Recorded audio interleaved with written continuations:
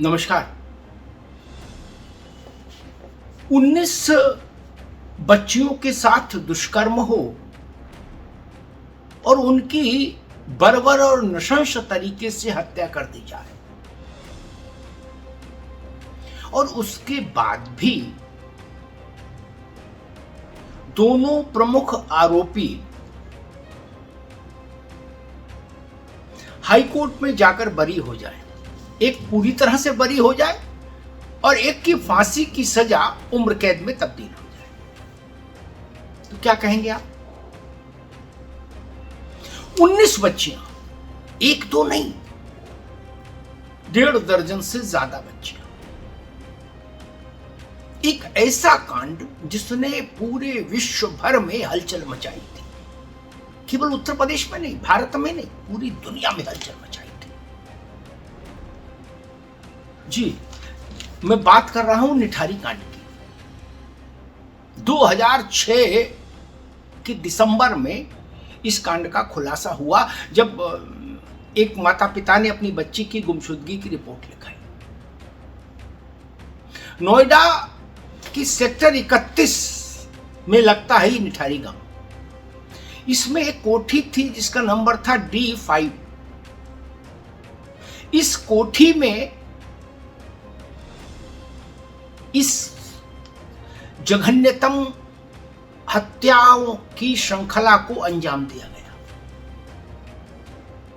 पूरी दुनिया में हंगामा मचा, पूरे देश में हंगामा मचा। मालिक और नौकर पकड़े गए। सीबीआई के स्पेशल कोर्ट ने, डिस्ट्रिक्ट स्पेशल कोर्ट ने दोनों को फांसी की सजा सुनाई, लेकिन फिर मामला गया हाई कोर्ट और हाई कोर्ट ने पाया कि सीबीआई की जांच लचर है, अवैज्ञानिक है, स्थापित परंपराओं और नियमावलियों का पालन नहीं किया गया उसमें, आदि आदि। स्टैंडर्ड प्रोसीजर जो होना चाहिए जांच का, उसको फॉलो नहीं किया गया। इस कारण हाई कोर्ट ने 2 मुख्य अभियुक्तों में से जो एक मालिक था कोठी का, उसको बिल्कुल बरी कर दिया कि भाई तू घर जा, और जो नौकर था उससे कहा कि फांसी तुम्हें भी नहीं होगी, तुम उम्र कैद में रहोगे। अब वो मां बाप कहां जाएं जिनकी बच्चियां काल के गाल में समा गई। किसी के फ्रॉक का टुकड़ा मिला, किसी की चप्पल मिली, किसी का झोला मिला, किसी का कोई अंग मिला उस कोठी से या उस कोठी के पास में जो नाला था उससे। वो लोग कहां जाएं? वो लोग तो ये भी नहीं जानते कि क्या सीबीआई है और क्या जांच की प्रक्रिया होती है और क्या अदालत का मंतव्य है। उनकी बच्चियों को फिर किसी ने नहीं मारा क्या? और अगर मारा तो सजा क्यों नहीं? ये सवाल आज हिंदुस्तान, उत्तर प्रदेश में नहीं, पूरे हिंदुस्तान भर में गूंज रहा है, कौंध रहा है कि आखिर उन 19 बच्चियों के दुष्कर्म और हत्या का दोषी कौन? 17 साल लड़ाई चली अदालत में, 17 साल। सोचिए, एक पीढ़ी जवान हो जाती है इतने समय में। मुख्य आरोपी सुरेंद्र कोहली नौकर था और कोठी मालिक था मोनिंदर सिंह पंधेर। अदालत हाई कोर्ट ने यह भी कहा कि सीबीआई ने आरंभ में पंधेर और कोहली यानी मालिक और नौकर दोनों को अभियुक्त बनाया, लेकिन बाद में उसने अपनी कार्रवाई की दिशा मोड़ दी और सारे आरोप, सारे गुनाह नौकर के ऊपर थोपने की कोशिश की और पंधेर को साइड करने की कोशिश की, उस चक्र से निकालने की कोशिश की। यह आरोप सीबीआई पर लगा हाई कोर्ट में। इसलिए हाई कोर्ट ने कहा कि नौकर है इसलिए आप उसको फंसाना चाहते हैं क्या? और दूसरा प्रश्न यह भी आया कि ह्यूमन ऑर्गन्स की ट्रैफिकिंग, मानव अंगों की तस्करी, इस पहलू को जांच में शामिल क्यों नहीं किया सीबीआई ने, यह सवाल भी पूछा गया। खैर, वो विद्वानों की बहस का विषय है, वकीलों की बहस का विषय है, अपराध शास्त्र के अध्येताओं का विषय है। लेकिन एक सामान्य आदमी के तौर पर यह सवाल कौंध रहा है सबके मन में कि आखिर इन 1.5 दर्जन से ज्यादा बच्चियों की मृत्यु का दोषी कौन, जिम्मेदार कौन, गुनहगार कौन। और 17 साल 9 दिन चले 2.5 कोस, 17 साल की लड़ाई के बाद ये नतीजा। इसी नोएडा में 2 बड़े कांड हुए जिन्होंने देश और दुनिया को दहलाया। एक आरुषि हत्याकांड हुआ, एक निठारी कांड हुआ। दोनों में देश की सबसे बड़ी जांच एजेंसी की नाक कटी। आरुषि कांड में भी यही क्या निकला, नो वन किल्ड आरुषि। कैसी जांच, कैसी पड़ताल, समझ ही नहीं आया। बच्ची मरी, किसने मारा, गोल गोल। यहां निठारी कांड D5, कोठी नंबर D5, 19 बच्चियां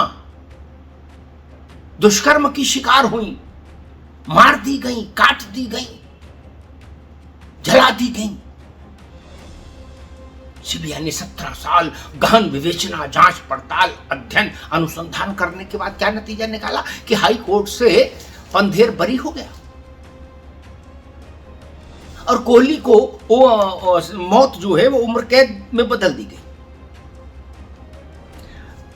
और मजे की बात एक ही ये भी देखिए कि कोहली भी जो है ना, उस 11 मामलों में कोहली को फांसी की सजा थी, वो रद्द हो गई।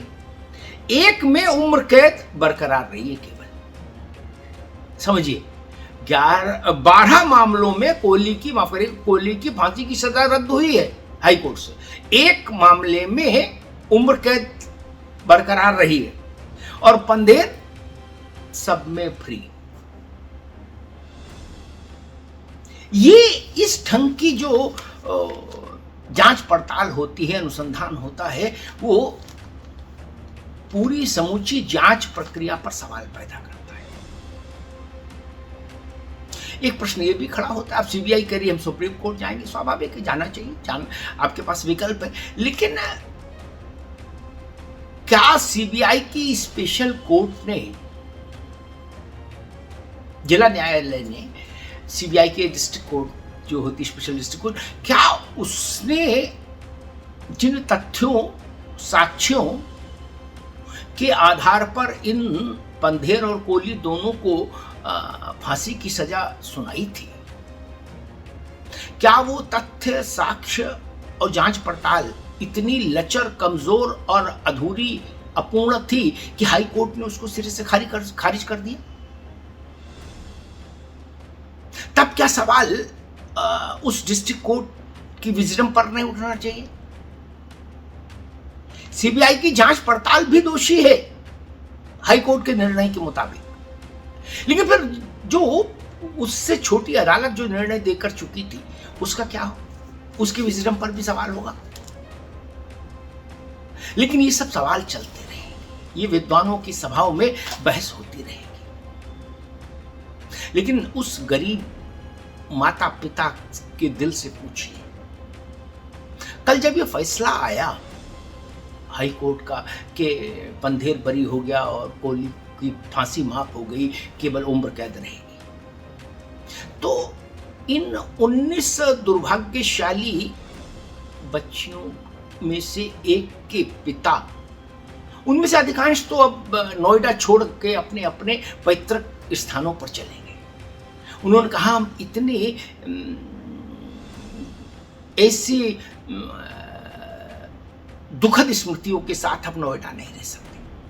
लेकिन एक पिता था, वो D5 जो कोठी थी पंधेर की, वहां गया और उसने सड़क से कुछ पत्थर उठाए और बेसाख्ता उस कोठी पर फेंके। नुकसान कुछ होना नहीं था, कोई रहता नहीं वहां, कुछ नहीं। लेकिन उसकी पीड़ा, उसका आक्रोश, उस पिता के हृदय का ज्वार समझिए। उसकी आंख में आंसू था। 17 साल एक एक दिन इंतजार किया न्याय के लिए, इस बात के लिए कि दोषी दंड पाएंगे। और जब हाईकोर्ट से निर्णय आया तो उसके उद्विग्न मन ने जो उचित समझा उस ढंग से अपने आक्रोश का प्रकटीकरण किया। निठारी कांड पर हाईकोर्ट का फैसला कई सवाल खड़े करता है। अभियोजन पर, जांच एजेंसी पर, शासन पर, व्यवस्था पर। ये सवाल अनंत काल तक हम सबका पीछा करेगा, हर जिम्मेदार का पीछा करेगा कि आखिर निठारी कांड में वो 19 बच्चियां जो दुष्कर्म का शिकार हुई और बाद में मृत्यु तक पहुंच गई, मारी गई, उनका अपराधी कौन?